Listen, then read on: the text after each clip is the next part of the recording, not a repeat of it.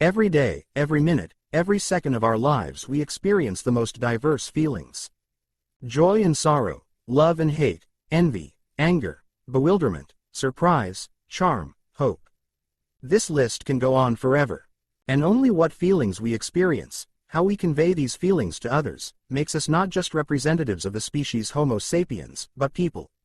People, with a capital letter, even with big flaws. And what will remain if we deprive ourselves of all emotions? Destroy the system of values that has been created for thousands of years, inject Prozium, and all problems are solved. There will be no wars or conflicts, simply because there will be no people with different points of view. There will only be absolutely identical emotionless machines, whose life is a closed circle. Libria, a totalitarian city-state established by survivors of World War III, blames human emotion as the cause for the war. Any activity or object that stimulates emotion is strictly forbidden. Those in violation are labeled sense offenders and sentenced to death. The population is forced to take a daily injection of Prozium 2 to suppress emotion. Libria is governed by the Tetragrammaton Council, led by Father, who communicates propaganda through giant video screens throughout the city. At the pinnacle of law enforcement are the Grammaton clerics, trained in the martial art of gun kata. Clerics frequently raid homes to search for and destroy illegal materials, art, literature and music, executing violators on the spot. A resistance movement, known as the Underground, emerges to topple Father and the Tetragrammaton Council. In 2072, John Preston is a high-ranking cleric whose wife, Viviana, was executed as a sense offender, leaving him as a single father of two. Following a raid, Preston notices that his partner, Errol Partridge, saves a book of poems by William Butler Yeats instead of turning it in for incineration. He follows Partridge to the Nether, a term for regions outside the city, and finds him reading the book. After seeing Preston, Partridge says that he gladly pays the heavy price of feeling emotion. Preston executes him as Partridge slowly reaches for his gun.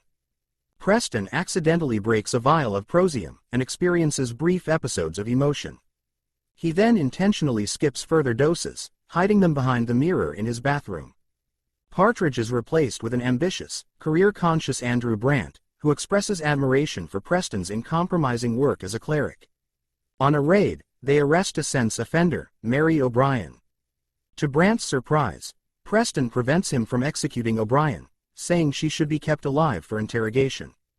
Brandt grows suspicious of Preston's hesitation. Preston begins to feel remorse for killing Partridge and develops an emotional relationship with O'Brien. He uncovers clues that lead to meeting Jurgen, leader of the Underground. Jurgen is planning to disrupt Prozium production to spark a populist uprising and convinces Preston that Father must be assassinated. Vice Consul DuPont meets with Preston to reveal that there is a traitor in the upper ranks of the clerics. Although DuPont initially suspects it is Preston, he assigns him the task of unmasking the traitor. Relieved, Preston accepts and promises to locate the Underground's leadership. Meanwhile, O'Brien is set to be executed, and Jurgen advises against interfering, believing that it could sabotage plans for the revolution.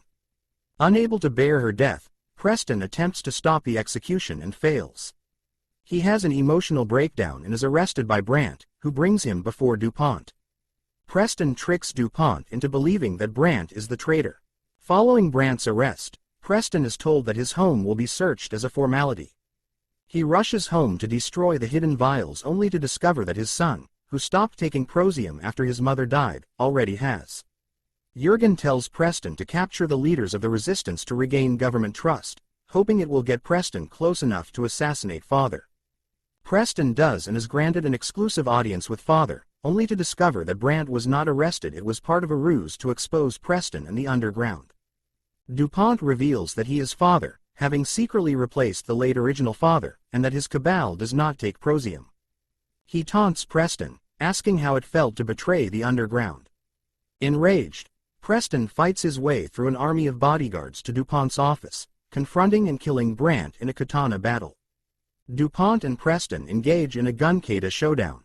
Preston wins as DuPont pleads for his life, asking, "Is it really worth the price?" Paying homage to Partridge's last words, he responds, "I pay it gladly," and kills DuPont. He destroys the command center that broadcasts Father propaganda. The Underground destroys Prozium manufacturing plants, signaling the beginning of the revolution. Did you enjoy the movie? If you did, please give this video a thumbs up and subscribe to our channel for more movie summaries. We will do our best to bring you a new summary every day, so stay tuned and don't miss out. Thank you for watching and see you next time.